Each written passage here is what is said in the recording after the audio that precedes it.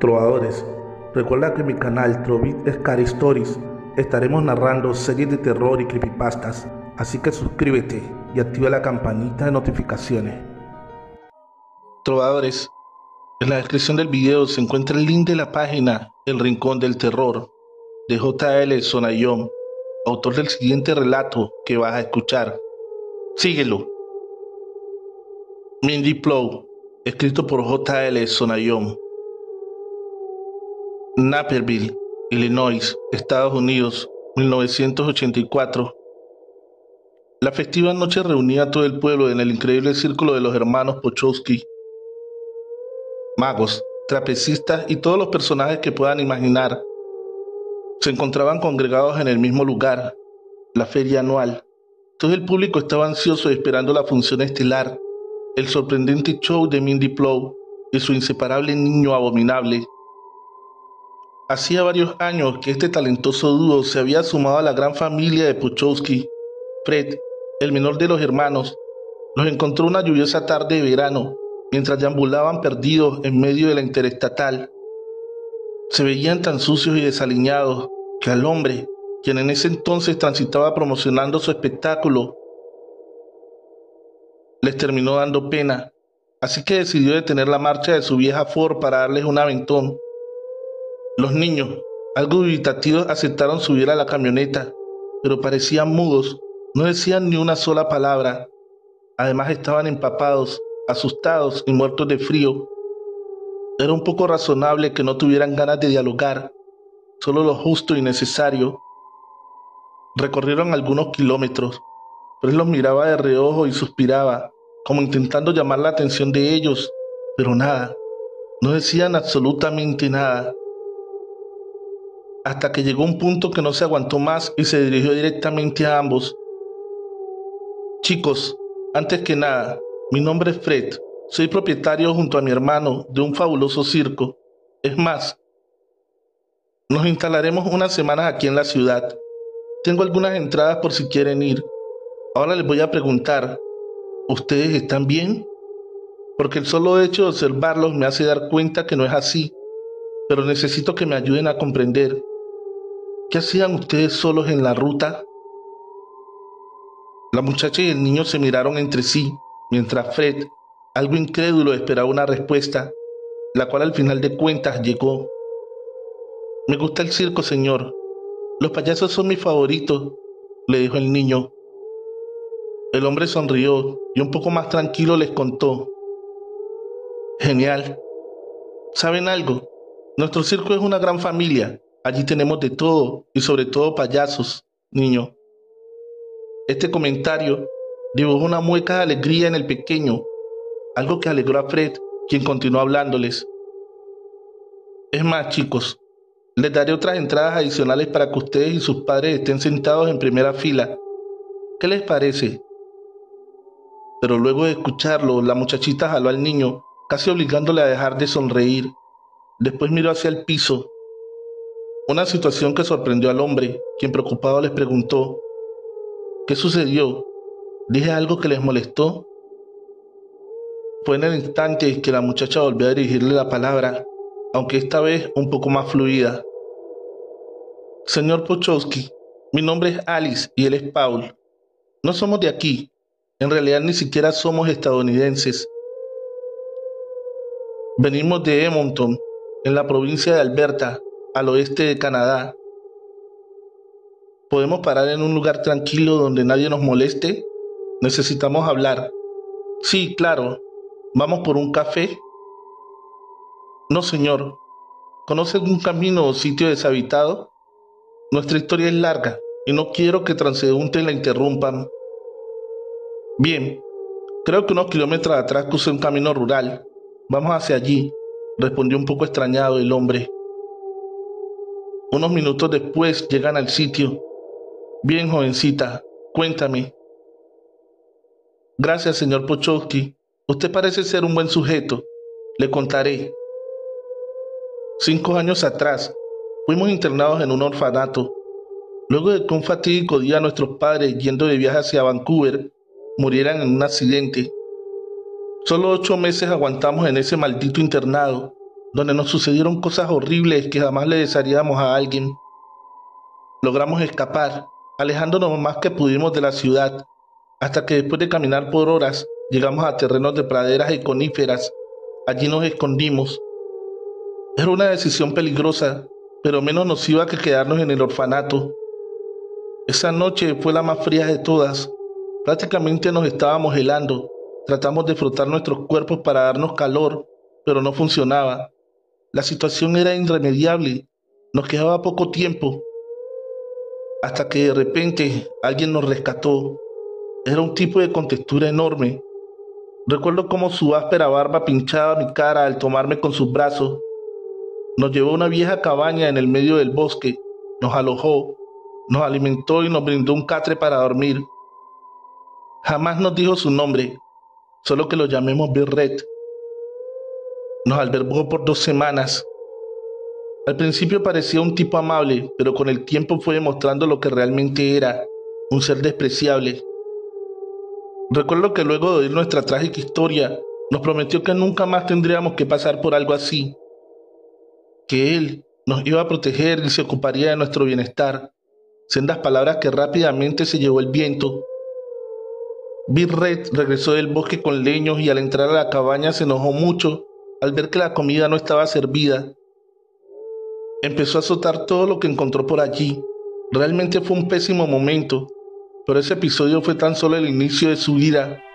Continuamente maltrataba a Paul y comenzó a cuestionarme muchas cosas. Sinceramente, se comportaba como un completo idiota, hasta que una triste noche se metió en nuestra habitación. Paul estaba dormido profundamente en su cama, yo recostada mirando hacia la pared.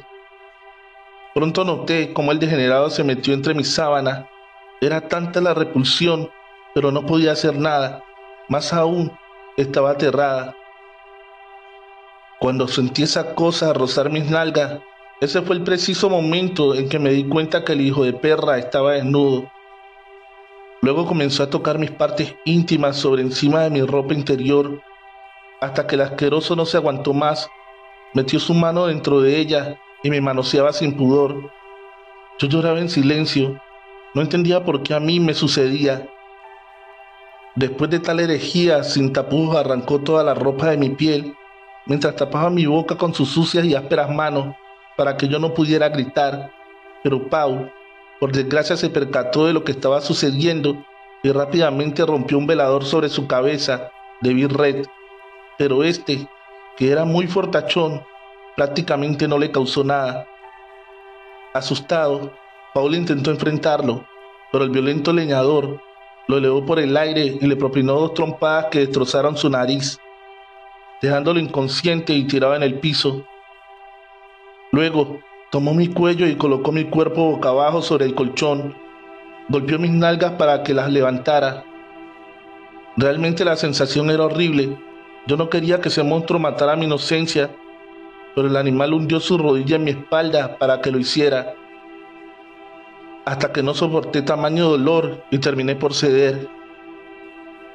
El malnacido violentamente metió su cosa horrenda dentro de mí y comenzó a penetrarme. No podía creer que ese hijo de puta me estuviera violando. Fueron los 5 minutos más eternos y traumáticos de mi vida. Sentía tanto dolor y un enorme hastío hacia ese sujeto. Lo odiaba con el alma.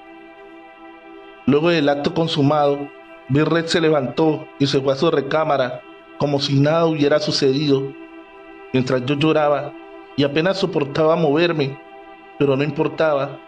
Estaba tan desesperada en llegar a Paul que el dolor a esa altura no significaba nada. Cuando logré bajar de la cama, vi un enorme charco de sangre rodeando su cuerpo. Me asusté tanto que empecé a gritar.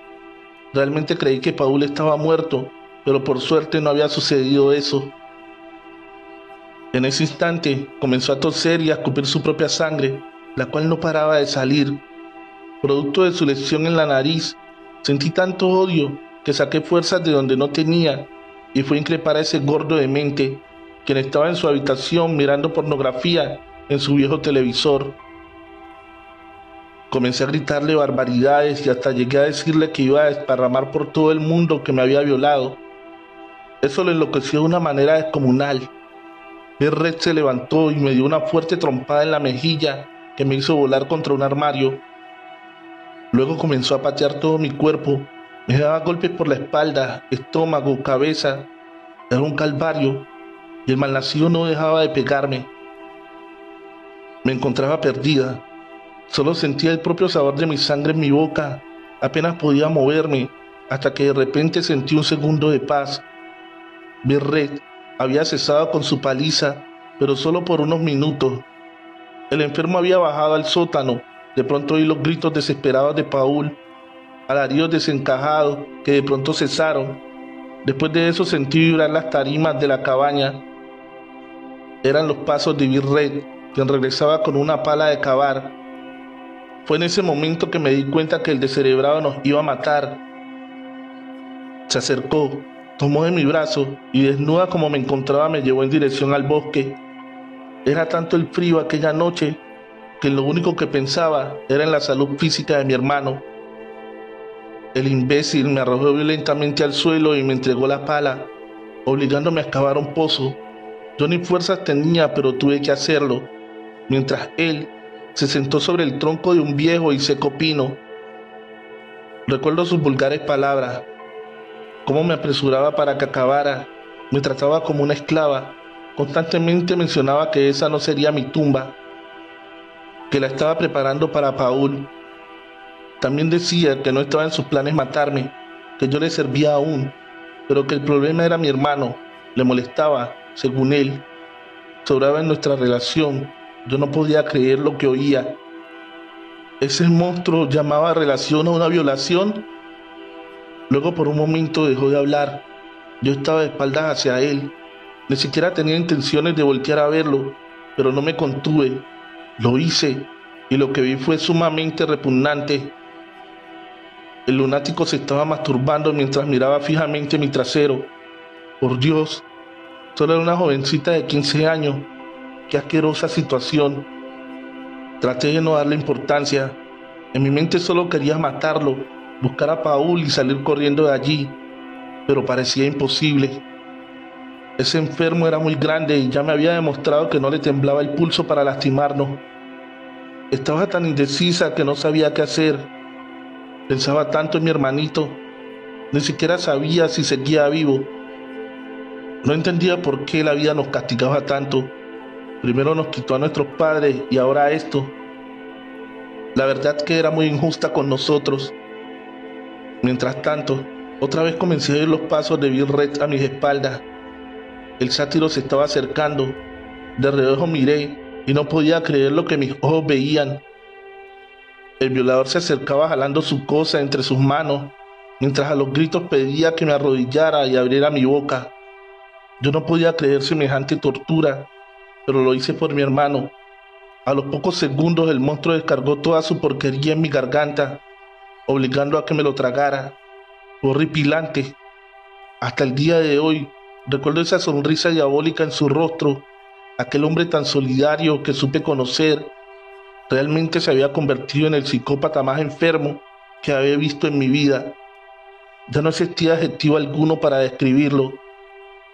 Luego de tal aberración, Bill Red se sentó nuevamente en ese añoso tronco de pino y por esas cosas de la vida no se percató de que en su interior reposaba uno de los reptiles más furtivos y venenosos del planeta, una serpiente de cascabel. El animal con agilidad y en estado defensivo enterró sus colmillos en el tobillo del malnacido, quien cayó sobre las hierbas llorando desconsolado. Irónicamente, era él quien ahora rogaba por su vida. Señor Pochowski, no se da idea de cómo disfruté ese momento. Comencé a carcajear sin parar. No podía detenerme. Qué paradoja del destino. El hijo de perra que hasta hace unos minutos me golpeaba y abusaba crudamente, ahora lloraba por ayuda y compasión. No sé si usted sabe, pero el veneno de esta serpiente paraliza todos los músculos del cuerpo hasta llegar al torrente sanguíneo y de allí directo al corazón. En pocas palabras, a Bill Red no le quedaba mucho tiempo de vida, así que dejé de cavar y mientras seguía riendo con la pala comencé a empujar al idiota directo a la fosa. Una vez que cayó, empecé a cubrirlo con tierra. Al cabo de un buen rato logré mi cometido, hacer desaparecer a esa basura llamada Virrey.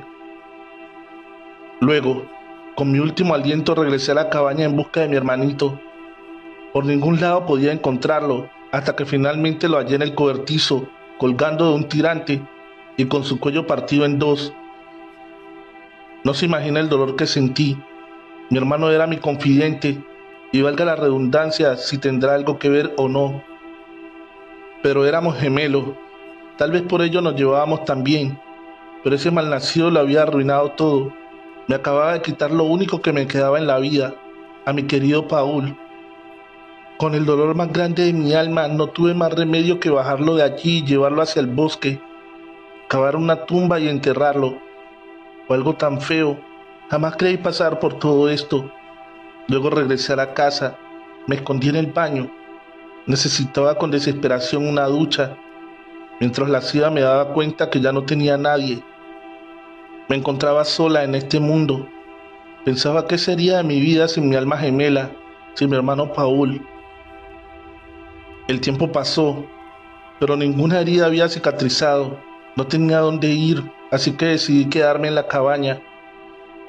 En varias oportunidades recibí visitas de señores entrajados buscando a un tal Alfred Carrot, más conocido como Bill Rec, ya que hacía tiempo no se reportaba en su puesto de trabajo. Siempre les decía que él se había ido de viaje a Sudamérica, que no sabía cuándo regresaría, y cada vez que preguntaban quién era yo, le respondía lo mismo: soy su sobrina, Mindy Plow. Traté de sobrellevar la tragedia, pero a los meses noté algo alarmante en mí. Empecé con malestares estomacales, vómitos y lo peor, no me bajaba la regla. Dios mío, estaba encinta. La verdad, odiaba el solo hecho de pensar que tendría un hijo de ese violador. Por las noches tenía pesadillas, donde soñaba que el niño nacía idéntico a Bill Red. Era perturbadora la situación, pero como dicen bien, un hijo es un hijo, y al final de cuentas es una bendición. Así que a pesar de que en varias oportunidades pensé en abortar, finalmente decidí concebirlo. Nació antes de tiempo, de tan solo 8 meses, y le confieso, señor Pochowski, jamás visité a un médico y preferí no recibir ayuda de nadie. Estuve siempre sola y así pude parir a mi niño, a mi Paul. Así es, señor. Este niñito que me acompaña es mi hijo y tiene el honor de llevar el nombre de su tío. La crianza no fue fácil, pero por suerte Bill Red tiene muchas cosas valiosas en el cobertizo, las cuales de a poco fui empeñando, y con eso logré sobrevivir algunos meses. Pero mi suerte llegó una tarde en la que estaba sembrando hortalizas en el jardín. Allí encontré enterrada una pequeña caja enchapada. La saqué y al abrirla casi me desmayé al descubrir que estaba repleta de billetes. Aquella noche conté más de $50,000. Este hijo de perra escondía sus ahorros en el jardín. No podía creerlo. Gracias a ese dinero pude comenzar a vivir mejor, hasta que al tiempo conocí a Joseph, quien era uno de los tantos hombres de traje que visitaba la cabaña en busca de Bill Red. Él era un tipo alto, bien varonil, todo lo opuesto a mi asqueroso violador. Cada inicio de mes, él tocaba mi puerta, siempre con el mismo discurso: buenos días, ¿el señor Alfred Carrot no ha regresado? De urgencia necesitamos contactarlo. Pero siempre mi respuesta era la misma: no, señor, hace semanas no sé de él. Hasta que el tercer mes que el apuesto hombre me visitó, cambié el discurso y lo invité a pasar a tomar una taza de café. Me sorprendió que aceptara, principalmente porque siempre veía su sortija matrimonial en su mano izquierda. Pero al parecer, eso no era un impedimento para él. Hablamos un buen rato, casi una hora. Si bien me preguntó mucho sobre Bill Red, creo que fue seducido por mis atributos. Quedó en visitarme la semana entrante, y así fue.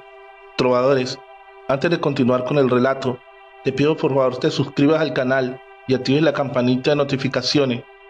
Deja tu pulgar arriba y compártelo con un amigo. Eso nos ayudaría muchísimo. Llegó puntual como siempre, manejando con estirpe su clásico coche alemán. Estaba vestido impecable, camisa blanca sin corbata, saco y pantalón gris. Admito que quedé fascinada al solo verlo. Me gustaba tanto Joseph que ya era difícil ocultarlo. Así que después del café lo invité a visitar mi habitación. Ni lerdo ni perezoso, el hombre aceptó, y allí fue todo un mar de pasión. Me hizo el amor como realmente debe ser. Era tan fibroso y ardiente que me dejó enloquecida. Fue un sueño ese muchacho. La realidad es que aquella mañana, así que la aprovechamos al máximo. Mientras el pequeño Paul dormía, nosotros no parábamos ni un solo segundo. Fue algo descomunal. Recuerdo que era casi mediodía cuando escuché llorar a mi niño. Rápido preparé un biberón y me dirigí a su habitación. Lloraba desconsolado el pobre. Luego de un par de minutos logré calmarlo. Después, un silencio de tumba inundó la cabaña. Al fin pude dormir de nuevo a Paul. Apresurada regresé a la cama con Joseph, pero el guapo se había adormecido. Noté que había dejado su billetera sobre el placar. Me dio curiosidad y la tomé. No para robarle dinero, nada de eso. Solo pensé que podía tener alguna fotografía de su esposa y realmente quería verla. Pero lo que encontré era aún peor. Allí dentro había una placa con el nombre de Joseph Spencer. Maldición. El tipo era un policía. Lo primero y único que pensé fue que seguía mis pasos por la desaparición de Bill Reid. Otro motivo no había. De lo contrario, ¿por qué me mentiría? Si él me había dicho que era abogado. En ese momento no sabía qué hacer, hasta que vi sobre un costado de la cama su arma reglamentaria. Muy despacio la tomé. Jamás había usado una, pero había visto muchas veces a Bill Reid cómo hacerlo. Fue así que revisé el cargador. El mismo estaba lleno de balas y sin dudarlo me acerqué. Apunté directo a su cabeza y jalé el gatillo. A los segundos mi cara estaba bañada en sangre. Fue tanto el desastre que hice que mi boca podía percibir ese extraño sabor a sangre fresca. Una rara sensación excitante, lo admito. En gran parte sentí un poco de pena por el muchacho. Era tan apuesto, tan amable, pero bueno, no podía arriesgar mi seguridad y sobre todo la de mi hijo. Así que comencé a girar el cuerpo mientras lo envolvía con las mismas sábanas. Luego la arrastré hasta el jardín y lancé el cadáver al fondo de un añejo aljibe. Regresé a la casa, hice las maletas, tomé a mi niño, el dinero y escapé de allí. Tuvimos tan mala suerte que ese mismo día 2 matones nos asaltaron y nos robaron todo, incluyendo los dólares. Dios, estábamos perdidos. Regresar no era una opción, así que empezamos a buscar un nuevo destino. Deambulamos en las calles por casi 3 años, estando en merenderos, asilos y lugares donde gente peligrosa, ratas y basura eran moneda corriente. Fue algo horrible estar así, hasta que al fin logramos cruzar a Estados Unidos. Lo hicimos ilegalmente, claro, por Montana. Una vez aquí, llegamos a su ciudad capital, Helena. Me dirigí a la capilla del lugar.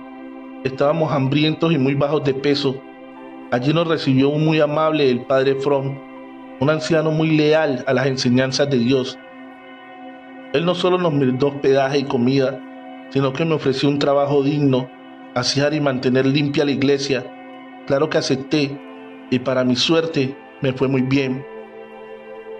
Permanecí allí hasta hace unos días. 6 meses atrás el padre Fromm, por desgracia, murió luego de luchar años contra un duro cáncer. Su lugar fue ocupado por un joven cura de origen hispano. Su nombre era Baltasar del Camporío. En un principio parecía ser buen mensajero de Dios, pero al poco tiempo de haberse radicado en Helena, comenzó a hostigar mis tías. Su sotana solo era la máscara de lo que realmente escondía. Un domingo después de la misa matutina nos invitó a almorzar a su casa. Acepté por tonta, pero además porque jamás imaginé de lo que sería capaz Baltasar. Todo parecía normal, hasta que después de comer, el hombre llevó a su sala a mi hijo a mirar televisión y con seriedad me dijo que tenía que hablar conmigo a solas en su oficina de arriba. Accedí sin preocupación alguna. Pensé que era un tema de la iglesia. Realmente no pensé nada malo en ese momento. Solo le pedí permiso para pasar antes al tocador. Cuando salí y me abrí camino hacia la sala, noté que la misma estaba vacía. Cuando intenté volver, sentí el frío filo de una hoja de metal en mi garganta. ¿Qué demonios pasaba? Estaba aterrada. Pregunté quién era, mientras rogaba por mi vida. Ese sujeto comenzó a susurrar en mi oído. Su voz la pude reconocer enseguida. Era Baltasar. No comprendía por qué estaba actuando así, hasta que él empezó a hablar y allí lo entendí todo. Bill Red tenía un medio hermano que vivía en Pensilvania. Jamás en mi estadía me lo nombró. No sé por qué razón. Lo único que sabía es que ese tipo era Baltasar. Y extrañamente estaba enterado de todo, de la muerte de Bill Red hasta el asesinato de Joseph Spencer. El pseudocura estaba bien informado. Realmente pensé que esta vez no tendría chance de huir. Pero siempre tengo una bajo la manga. Me licencié al arte de seducción. Entonces, le dije que si quería matarme que lo hiciera, pero que al menos me concediera un último deseo antes de morir, el de hacer el amor con él. Noté que mi propuesta en cierto modo lo desconcertó. Jamás esperó tal petición, así que en ese segundo de incertidumbre y distracción aproveché. Pisé con mis tacones su pie, logrando hacerle caer el cuchillo al suelo, el cual tomé rápidamente y terminé por incrustar en medio de su pecho, directo al corazón. A los pocos minutos, Baltasar del Camporío caía abatido y sin vida sobre el ensangrentado parque. Luego del crimen bajé con toda la tranquilidad del mundo las escaleras, busqué a Paul y comencé a caminar por la interestatal. Así como lo hizo usted, otras personas nos han levantado y acercado en la ruta. No tenemos destino alguno, solo la justicia o tal vez la muerte del señor Pochowski. ¿Usted qué cree? Los ojos desorbitados de Fred lo decían todo. Estaba aterrado y asombrado del relato que acababa de oír. Mire, señor Fred, entiendo que esté asustado y muy arrepentido por llevarnos en su camioneta, pero realmente no quiero hacer esto más difícil. Parece un buen sujeto y, como ya observó, casi todos los que se acercan a mí mueren. Así que solo frene el vehículo y nosotros nos iremos por nuestro camino y usted hará lo mismo por el suyo. ¿Le parece? El hombre, algo más calmado, solo miró hacia un costado mientras respondía. A partir de mi experiencia, en poco tiempo la policía llegará a ti, según tu historia. Esta vez olvidaste hacer desaparecer el cadáver de Baltasar. ¿Sabes qué significa eso, no? Huellas, ADN, todas pruebas que caerán sobre tus espaldas. Creo que lo mejor será que te escondas, y que es más factible que en la gran familia de mi circo. Prometo guardar tu secreto y tranquila, no te pediré sexo a cambio. Solo quiero que te conviertas en mi nueva y aclamada artista, la mujer payaso, Mindy Plow. ¿Y por qué no también maquillar un poco a Paul y unirlo a la fiesta? Podría ser tu ayudante. Es más, te enseñaré algunos trucos de magia para tus actos. ¿Qué dices? La joven miraba a su pequeño hijo y sabía que lo peor sería no verlo nunca más. Entonces cerró sus ojos y aceptó.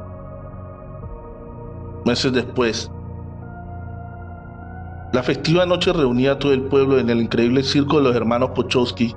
Magos, trapecistas y todos los personajes que puedan imaginar se encontraban congregados en un mismo lugar, la feria anual. Todo el público estaba ansioso esperando la función estelar, el sorprendente show de Mindy Plow y su inseparable niño abominable. Todos estaban ansiosos en ver sus magníficos trucos que jamás llegaron. Aquella noche, Fred Pochowski, Mindy Plow y el pequeño Paul abandonaron misteriosamente el complejo. Algo muy extraño porque el circo era lo más importante en la vida para Fred. Algo no encajaba con esta repentina desaparición. Lucas Pochowski, su hermano mayor, encontró en una de las oficinas una caja con muchas cartas de amor dedicadas a Fred, todas escritas y firmadas por Mindy Plow. Al parecer la joven se había enamorado durante todo este tiempo del gentil caballero. Luego, a la mañana siguiente, revisando el dormitorio de la mujer, Lucas halló una carta emitida por su hermano, donde intentaba hacer entender a la mujer que su relación era imposible y que no era correspondida.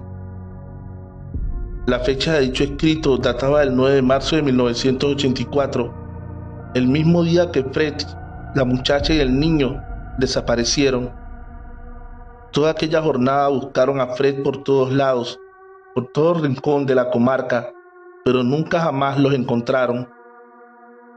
No obstante, aguas adentro en las afueras de Naperville, podía verse a Mindy Plow y al niño payaso remar sin descanso una vieja embarcación de madera, mientras que a escasos metros el cuerpo sin vida de Fred Puchowski se hundía en lo profundo del lago. Al parecer, para Mindy Plow no era muy difícil dejar de asesinar a sus amores, así que si la ves, pues mejor, corre. Hemos llegado al final de este episodio. Recuerda que este relato fue escrito por J.L. Sonaillon, todos los derechos reservados. Recuerda que la mejor forma de apoyar este canal es dejando tu pulgar arriba y un bonito comentario. Comparte este video con un amigo o en tus redes sociales, eso ayudaría mucho. Feliz noche, trovadores, amantes de cuentos de terror.